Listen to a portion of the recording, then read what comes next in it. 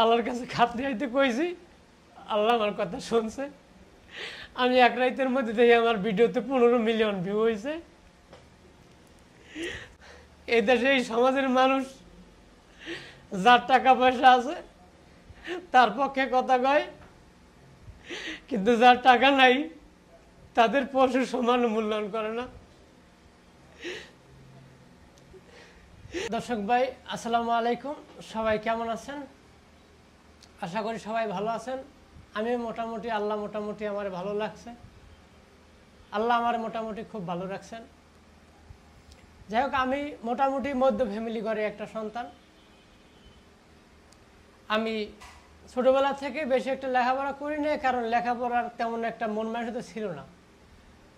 ওই আগে স্কুলে একসের স্যারেরা বেদ দিয়ে পিটাইতে, হেভি করে ডরের ছুটে যাইতাম না। প্রাইভেট পড়াইতে না, প্রাইভেট পড়াইতে পরীক্ষার 1 মাস আগে, তাই পড়া না হইলে স্যাররা একসার পিটাইতে। আল্লাহ তো আর বুঝতাম না সব, আর পড়তেও পারতাম না।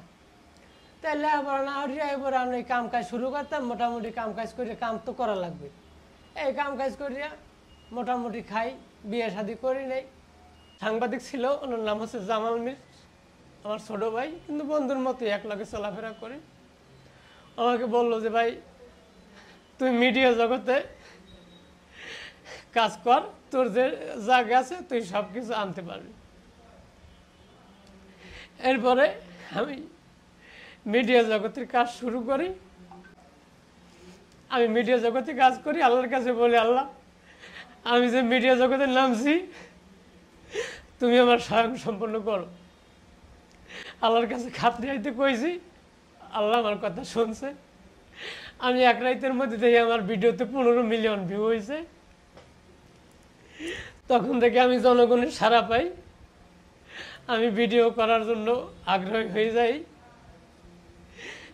কিন্তু আমার কপাল খারাপ, আমি মনিটাইজেশন পাইনি। কিন্তু এখন আমার চলতে ফিরতে মোটামুটি একটু কষ্ট হচ্ছে, কিন্তু ওটা কষ্টের ভিতরে ধরি না, কারণ আল্লাহ যখন কিনারে নিয়ে গেছে, হয়তো টাকা পয়সা এখন নাই, আসবে। কিন্তু এই দেশে এই সমাজের মানুষ যার টাকা পয়সা আছে তার পক্ষে কথা কয়, কিন্তু যার টাকা নাই তাদের পশুর সমান মূল্যায়ন করে না।